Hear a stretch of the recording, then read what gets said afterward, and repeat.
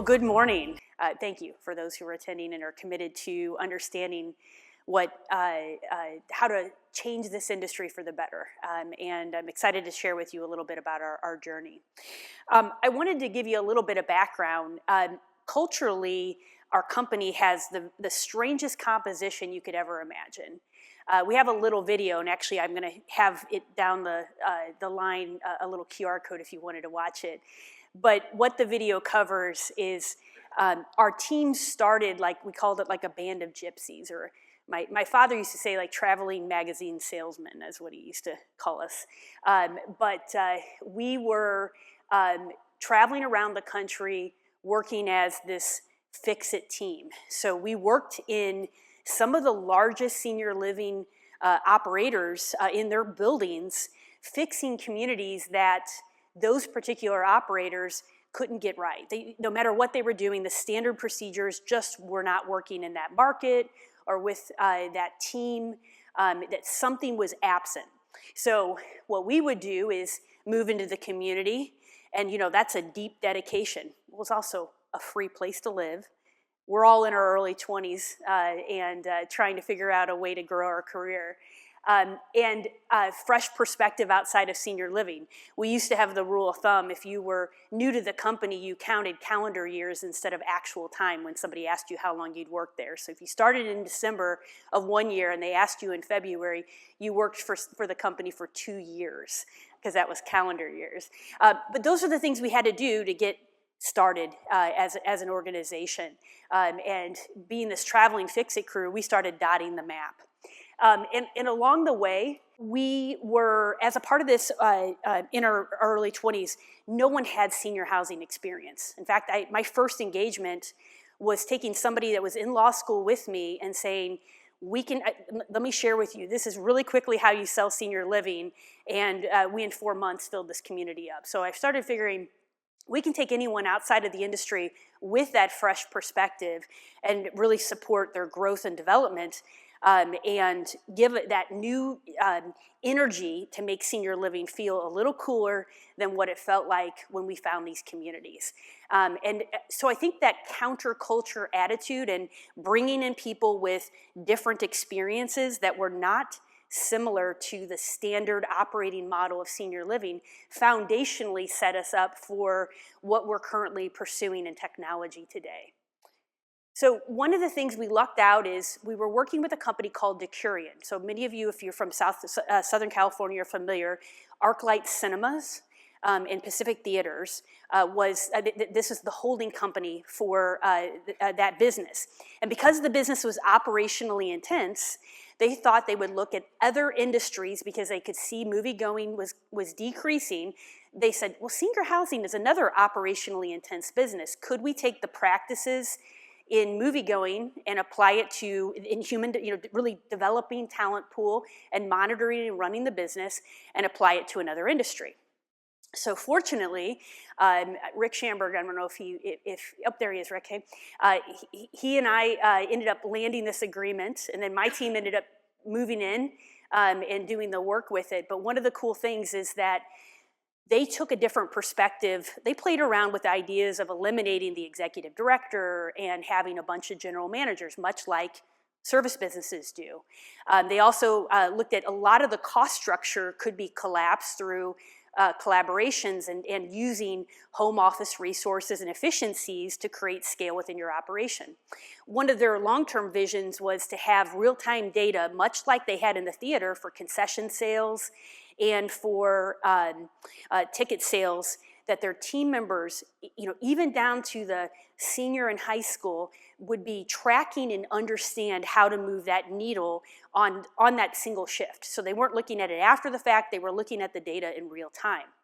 These were the principles that they started challenging us, and probably for the first time in my career, at this point I was several years in, I found myself defending kind of the norm and being bristled because thinking about how different their approach was with some of the structural things that they were doing. But over time, we ended up kind of shifting in our thinking, and I think a lot of this foundation really got us data-focused and data-centered in how we operate today. We ended up looking across all of our organization as we became a consultant company to an operating model. We took a lot of those principles that we had been doing with Decurion and inside developing our own business. We were doing new development at this point in time. So could we start from the very beginning getting systems right? It is amazing. We had 30 different systems all across our communities, and very few would talk to each other. And every single vendor would pride themselves on, you can log into our system and see our data metrics, but you're really only looking at one silo of information. As you see across the line, you're probably getting an inside look at some of the vendors that we work with. Many of you are in the audience today. But we started seeing where we have unintegrated systems. I want us to think about if you're mapping your systems and it doesn't integrate into a single platform, that is a unicorn system that needs to be addressed. And when you find vendors that aren't willing to work on those collaborations, we call that's a vendor we're going to be either integrating or separating with, because we have to be able to start to build a better picture of what's happening across the organization. Then as we look to the right, this is what I think the senior housing is largely plagued with: processes without a system. How many spreadsheets and papers circulate within our communities or within your home office today? Have you mapped these out? I mean, this is a simple process of just bucketing what information is out there and what's being, do things integrate into your enterprise level systems? That's going to be for us, it's PCC is our enterprise level electronic health record, and we use the EMAR system, or the QuickMAR system. We also have Sage for accounting. These are really the major enterprise level systems. So if there isn't integration, and particularly if there isn't two-way directional information flow, you're never going to have the foundation to start to build your tech strategy. And so this map was something I had a gentleman that we hired from Starbucks, loved him driving through the drive-thru. He had a hospitality background, and I called him Starbucks Bill. Starbucks Bill, I have this vision for us to start automating our data. And so he did this map, and he started doing manual data maps. And this was back I think we started this in around 2014. And it would take him weeks to be able to give us this metric scorecard, to be able to really accurately look at these systems. So Starbucks Bill did a really, really, really good job doing that. And then it started setting the foundation for how we landed here. And this is where I'm going to share with you some of the early insights we had. So Starbucks Bill got replaced by Journalism Julie. So the journalism, we have so many journalists working for Arrow Senior Living. The industry is obviously collapsing, but talk about people with incredible critical thinking skills that work in journalism. So Julie actually did she would do forecasting for readership. So they would know how, for their printing purposes, what a perfect application to be able to start to take what Starbucks Bill is doing and create a little bit more automation. So Journalism Julie ended up doing some organization in Excel and created workflows and pivot tables, stuff we hadn't really been able to do. So we could get that information, most of the information, in a pretty decent real time. She may have to refresh some information. And we got along very well. We took actually our sales metrics was our first really deep dive insights, because we started off as a sales company. We understood that data the best. So we put the deepest integration into that. Journalism Julie said, hey, I think we have to make a change. Excel is great, but Power BI would be that much better. So she started to take everything to the left and integrate into one platform all of our key systems to start to communicate with Power BI. So she set up a cloud-based server, they set up the API feeds. We started getting that two-way directional, or at least one-way directional, to be able to see our own information in one view. And over time, we ended up lucking out that a business office director had been a store manager of Walgreens for 9 years and then ended up applying for a position when he and his wife moved to our Springfield, Missouri area. In a brand new development, this guy had it down pat. The community was leasing fast. He's hiring and staying on top of it, things we had never seen before. So he started asking for more work. And he started taking our scheduling, and he said, that unintegrated system that had a lack of a process, he started building automation flows of tying our PCC care plans, our budget model, and actual staff positions, so that there was a schedule driven by the acuity of the residents, from their community-based assessments to what schedules were open on the available through, at that time, our universal platform had to be a Google Sheet. That's something that anyone could access. If you had an email, you could access the Google Sheets to know what your schedule, to make that process easier and to give insight. I mean, how many of you have insights into a full look at your schedules, down to even how an agency person might be utilized within your schedule? And so he started tackling this problem, but we also had him start to learn a little bit more about Power BI. There were a few times where he would say, I'm gonna have to go to school for a month and do this. I need to finish this program and learn this application. And he even told us one time, and one of my biggest hot buttons is to be told no or to be slowed down in any way. He said, we have to stop everything because we have an infrastructure problem. And he introduced the idea of Snowflake, which really does the work that instead of every single night our information having to update the full amount. So think about your med passes on an EMR system.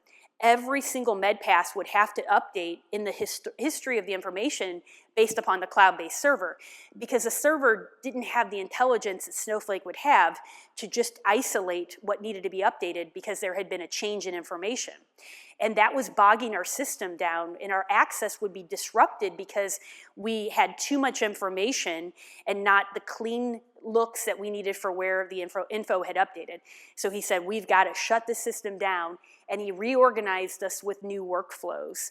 And as a part of that, he was able to build a 4-staged integration plan for us that set the stage for our data insights from an analytics perspective, but also started to take what he was doing in the Google Sheets to building our own app in-house. And one of the things we also had to do as a part of the process is create an intentional team to work. It's called our vision team. And it's full-time employees that are intended to look forward in the business. So obviously, Walgreens, Matt, is on that team. So is journalism, Julie. So is Starbucks, Bill. But we've also added a nurse. Many of you might know Derek Harris. He seems to be in all of our vendor relationships. He is our wellness analyst.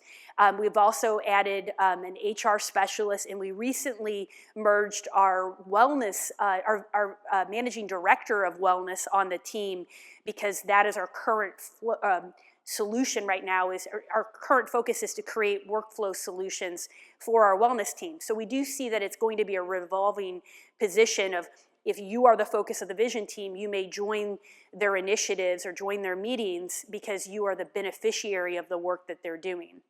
So once we started organizing as a team, we could put in motion the planning that Matt had established for us in this cluster of mess of technology that once felt, and I think this is probably the best thing I can show you, is when we started, it just felt like a bunch of stacks of Legos.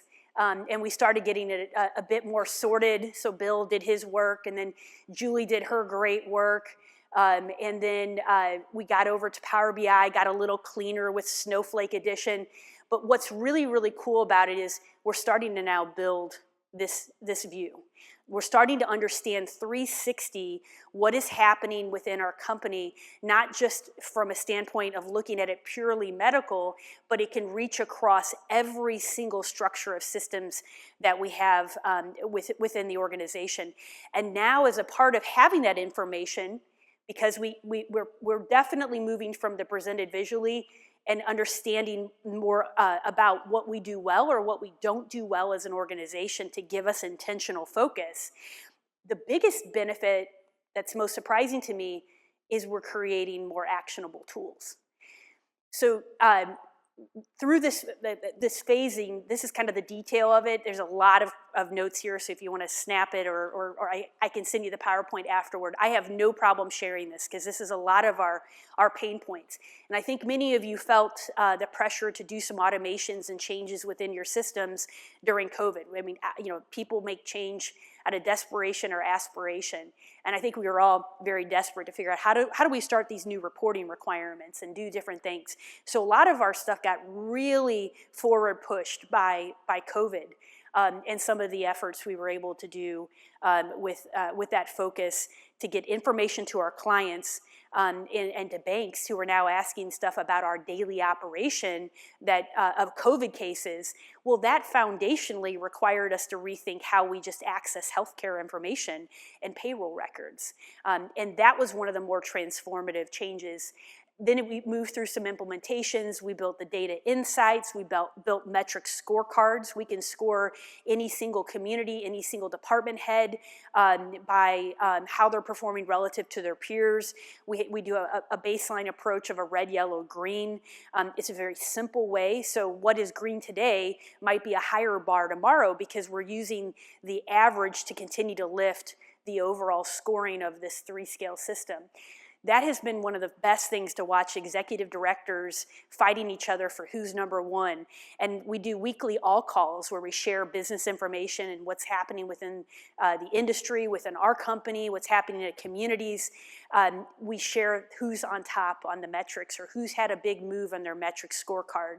It's about 30 different factors that then give us drill down points for the team to focus as a part of the regional directors understanding I've got limited time. How do I hyper focus on what this community needs?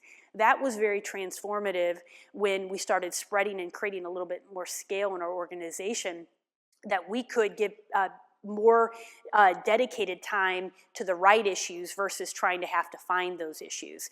So the metric scorecard was pretty critical in phase 2.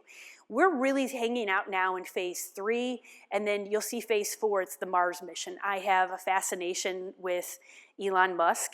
I am committed. My vantage point in senior living is many people are still trying to figure out how to get back to the moon.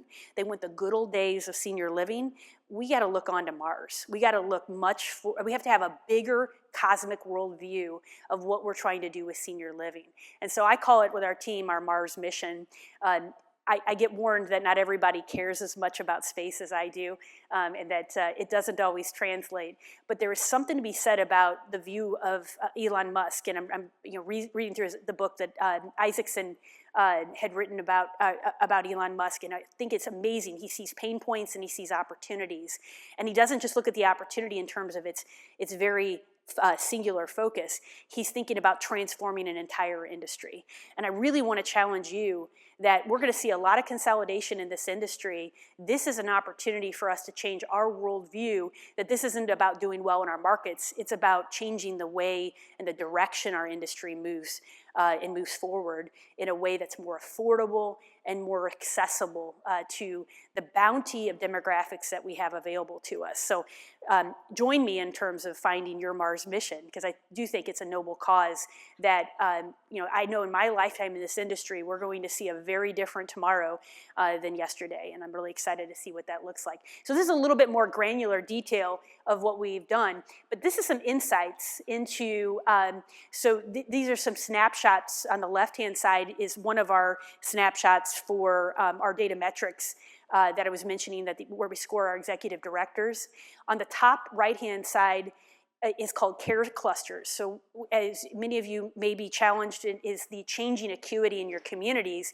We track that so we can do a snapshot against this community has a heavy level of care versus another community, but we can also track that same information over a period of time to forecast when an assisted living part of our community or when a memory care may have heightened turnover, because we hyper-focus on turnover and length of stay. So that's giving us a look at real time. When do we need to get ahead of a marketing need to turn on some sales dollars? Because we see the margin, one of the biggest opportunities is lower our cost of promotion in sales. as a way to continue to build margin, and why not turn that to an acuity-based focus driving some of that investment? And that's been it's been huge. Some of the work that we're doing with PCC is one of the groups that it has been critical in that. But second, we do use external hardwares like Foresight, Inspiron. The Augie system is phenomenal, and the insights that we have. That all reads into what we do as a scorecard for the residents, almost like a report card that goes home to the senior directly if they're the responsible party, or to their family member that's communicating everything that went on that month. So all of those different systems that are touching the lives of our residents that didn't talk to each other, we're now providing insights to the families to say, your care assessment says this is what we're doing differently, or we saw a change in alerts where your sleeping pattern has changed. It's giving families more proactive insights into their care. So then I challenged our team. I'm like, maybe we're just not seeing this past what it really should be. We're thinking of this as a communication tool to the families, but the reality is this is a workflow solution for our nursing team. And I think part of the care creep that we're experiencing is not that our residents have changed dramatically. They have changed, but our administrative team is not available to catch those changes in care. And we thought, could we take this to an automation level? So our nurses receive insights into the changes in care fees, so that as they're approaching level of care changes, they know exactly who to go to, but the family's already been warned and signaled because of the notes that are going home. So we created it as an entire workflow, and it saves us 15 hours a month in administrative nursing oversight to complete our recapping for the month and to do our changes of level of care. That caused us to take what would have been a 45-day reimbursement cycle for changes in care down to a couple of days. That paid for itself in that particular investment. But it's continuing to say, now how do we work in organizing the workflow of our care partners so that we can be more efficient as they scatter throughout the community, or as they're focusing on where do I put my time? That's what we're doing next to build off of these insights. But it started with organizing the data, putting it on Power BI, getting the picture of the house, and now turning it into an actionable tool that actually saves time and money. And here's one other great insight. This same tool is also allowing us to tap value-based care for remote therapy monitoring fees. So the same systems that we're paying to monitor fall risk can be tapped by our third-party vendors to utilize the information for their purposes in providing care to their patient load. So it's really exciting to see. Now we've figured out a way to get reimbursed faster and to get an additional revenue stream, all from Starbucks Bill's data set and trying to organize this information to what we've created today. Then this was the most transformative thing. The speaker yesterday, I think the last speaker, had mentioned tapping your team for information and insights. And I really want to encourage you to think about this. We did a challenge last year. It was January of 2023, right after ASHA's annual conference. We hosted our conference in Arizona and did a hackathon. We had 15 teams compete in a challenge that what will transform our industry. And it ended up actually being Walgreens Matt's team ended up building off of the same technology of Instagram, which is an open platform, which was news to me, that it's an open platform technology. He built an app to create a scheduling tool that not only could be used by our administrative team, but could also work with the staff to know when to swap shifts, where to work. It allowed us to take, because we have a lot of regionalization, people could become a part of a super pool of employees on a travel or on a PRN pool and pick up shifts anywhere across the organization. He was narrowly focusing something that was a significant pain point. At that point in time, the number one challenge in our organization was labor. We're a new developer. We have lots of buildings opening, we're leasing, we gotta be able to staff up. And so he identified that as a number one pain point. We had other people submit vendors that brought those solutions to the table as a part of their winning hackathon team, but this team took it to the next level. And what's amazing about this is some screenshots, snapshots. So we spend probably about, this Archer app is about 90% of its current purpose is the scheduling tool and the communication with employees and with residents. I'm sorry, with employees and our staff. We see this as this is going to be our internal operation organizational tool. We have now added our leadership scoring, our business plan implementation, including a ChatGPT cleanup, is some of the stuff we get on a monthly basis from the executive team and department heads on their business plan implementation needs to be cleaned up, needs to be modified and packaged appropriately for our investor communication. But that foundation is also where we are throwing our quarterly reviews. Instead of our annual reviews, we do quarterly reviews. It is anything that we need to do that is in the stack of unintegrated systems. It is an opportunity for us to build an automated process. So Archer is far more than a staffing solution. It is potentially going to be our enterprise level additional solution that allows us to take any extra workflows down to a tool that anyone can access. And it's been an incredible journey in the fact that January 2023, this team won front stage in our annual retreat, beat those 15 teams out. By summer, we were testing this in multiple communities, and by fall, we had rolled it out everywhere across our organization and continuing to fine tune and now add new solutions to it. So we've had to build a separate map for where we're gonna go with this technology, but the insights, the accessibility, some of the pain points your teams speak about, I really wanna encourage you that a lot of the technology that's out in our industry today is open source or is modifications. It is time and labor and focus, but you'd be amazed at the talent pool you have right within your organization that you could tap. And just think about it. A gentleman that was running Walgreens 10 years ago is now running the forward direction of our organization. I am amazed at what can occur when you tap people with interest and allow them the time and the space to work on those interests. That is our journey for why, and if you have any questions, I think we have a couple minutes. Sure. Anybody have a question for Stephanie? Several questions. I love to see that. Mr. Moran, go ahead. So first off, I'm a big fan, of course, and love this, but how do you keep the spreadsheets, the data from dehumanizing your work teams? Yeah, we don't judge people, we judge performance of operations. So I think if you remove that, I do think leaders impact the results. Change a leader changes the result. That certainly works. And it did give us some insight. It gave us some wake-up calls. Folks we really like as humans just weren't the right fit. So I do think that there's that extreme positive. Our HR team is constantly asking that question because they refuse to allow us to bring it into the hiring process because they're worried that it will change the human element of what we're trying to achieve in creating a diverse workforce and bringing people from outside the industry. I think you really have to just monitor and test the data is really the key. We took a year and a half before we even shared it with the outside public because we were worried that we had confirmation bias, that we had the wrong information, we had wrong modeling, people were not recording information properly. So until it felt more genuine and more real, we kept it behind the scenes. So that would be the way to keep it human or from dehumanizing folks, I think, is just keep testing it.